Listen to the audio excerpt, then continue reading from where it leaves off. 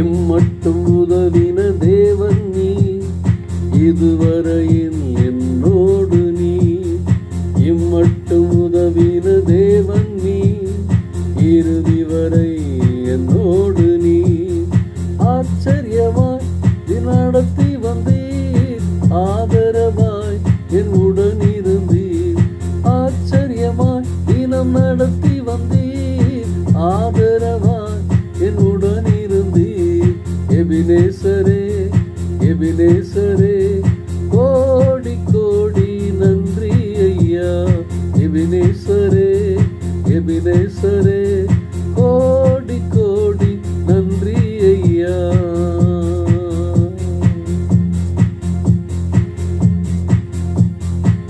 காற்றும் மழையும் பார்க்கவில்லை, உள்ளங்கை மேகமும் காணவில்லை.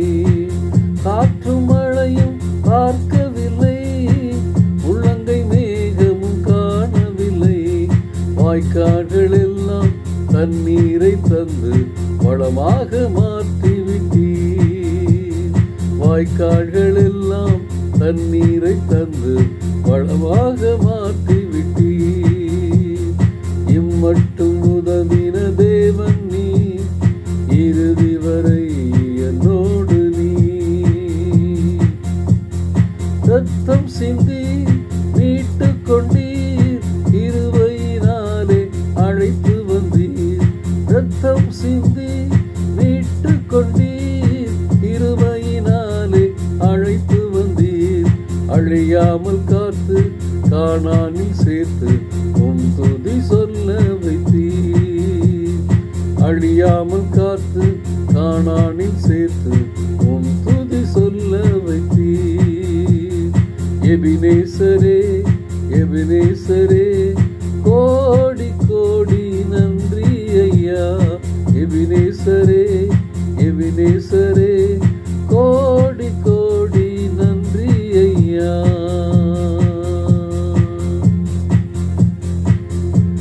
டியர் ஃப்ரெண்ட்ஸ், அன்பின் வாழ்த்துக்கள். இம்மட்டும் உதவின எபினேசருக்கு கோடி கோடி நன்றி செலுத்தி இந்த நாளை துவக்குவோம். கர்த்தர் நல்லவர், அவருடைய கிருபை என்றும் உள்ளது.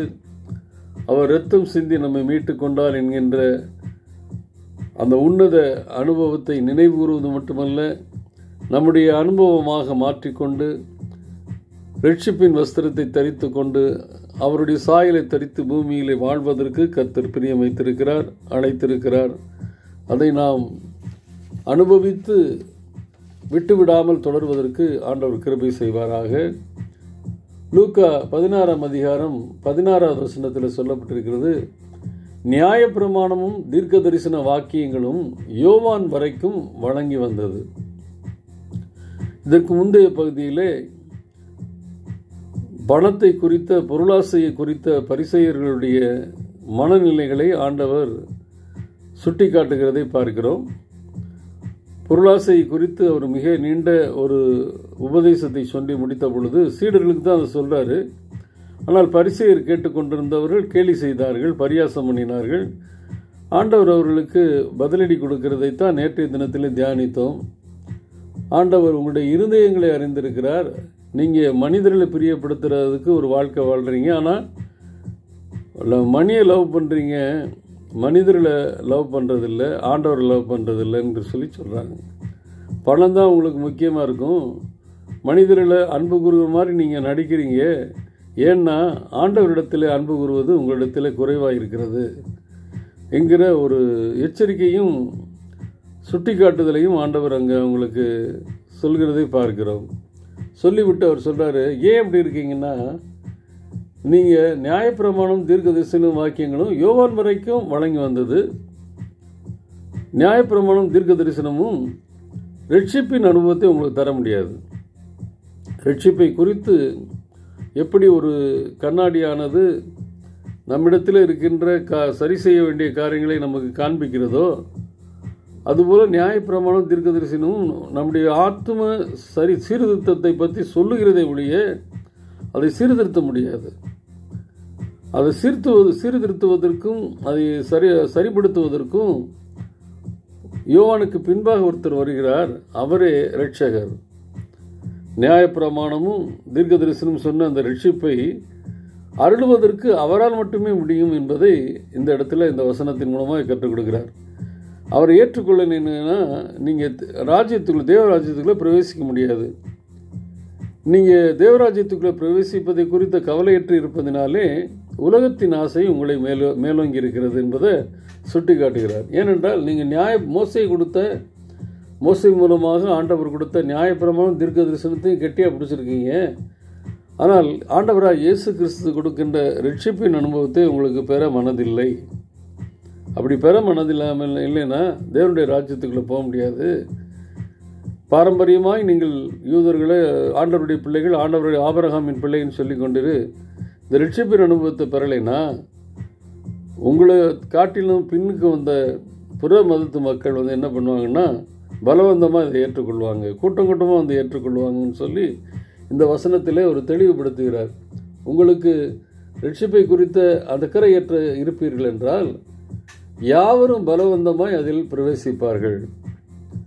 நியாயப்பிரமாணமும் தீர்க்க தரிசன வாக்கியங்களும் யோவான் வரைக்கும் வழங்கி வந்தது, அவ்வளோதான். ஆனால் அது அழிக்கப்படவில்லை. ஆண்டவராக இயேசு கிறிஸ்து அதற்கு பின்பாக தேவனுடைய ராஜ்யத்தை சுவிசேஷமாக அறிவிக்க வந்திருக்கிறார். அதற்காக தன்னையே கொடுத்து இரத்தத்தினாலே அந்த ராஜ்யத்தை ராஜ்யத்துக்குள் வருகிறவர்களை மீட்டெடுக்கிறார். அந்த ராஜ்யத்துக்குள்ளே வருகிறவர்கள் இயேசு கிறிஸ்துவின் இரத்தத்தினாலே கழுவப்பட்டு மீட்பை பெற்றுக்கொண்டு தான் உள்ளே நுழைய முடியும். வெறும் நியாயப்பிரமாணத்தையும் தீர்க்க தரிசனத்தை வச்சு உள்ளே வர முடியாது. நீங்கள் அதை வச்சுட்டு இந்த ரட்சிப்பின் அனுபவத்தை பெறலைன்னா, ஏன்னா அவை கொடுக்க முடியாத ரட்சிப்பின் அனுபவத்தை சால்வேஷனை இயேசு கிறிஸ்து தருகிறார். அந்த ரட்சிப்பின் மூலமாக தான் என்ன பண்ண முடியும், தேவராஜ்யத்துக்குள்ளே நுழைய முடியும். இது அவர்கள் புரிந்து கொள்ளவும் இல்லை, ஏற்றுக்கொள்ளவும் இல்லை. அதனால் சொல்கிறார், நீங்கள் ஏற்றுக்கொள்ளலைன்னா உங்களுக்கு பின்னால் வந்த விசுவாசத்துக்குள்ளே வந்த ஜென்டைல்ஸு இதில் பலவந்தமாய் பிரவேசிக்க நேரிடும், தவறி விடாதீங்கன்னு சொல்லி எச்சரிப்பை கொடுக்கிறார். இன்றைக்கு நானும் நீங்களும் பாரம்பரியத்தை குறித்து பேசிக்கொண்டிருக்கிறோம். 25 வருஷம் 30 வருஷம் எங்கள் தாத்தா பாட்டி இதிலிருந்து காலத்திலிருந்து இயேசுவை ஏற்றுக்கொண்டிருக்கிறோம் சொல்வதனாலே பயனில்லை. ஆண்டவராக இயேசு கிறிஸ்து தருகிற ரட்சிப்பின் அனுபவத்தை பெற்று அந்த ராஜ்யத்துக்குள்ளே நுழைகிற தகுதி இல்லாமல் என்னுடைய பாரம்பரியத்தை வைத்து பேசிக்கொண்டே இருப்பேன் என்றால் தேவனுடைய ராஜ்யத்துக்குள் நுழைய முடியாது. இன்றைக்கு ஆண்டவராக இயேசு கிறிஸ்து தருகிற ரட்சிப்பின் அனுபவத்தை பெற்றுக்கொள்வோம். தேவராஜ்யத்துக்கு உகந்தவர்களாய் வாழ்வோம். கர்த்தர் தாமே நம்மை ஆசீர்வதிப்பாராக. ஆமேன்.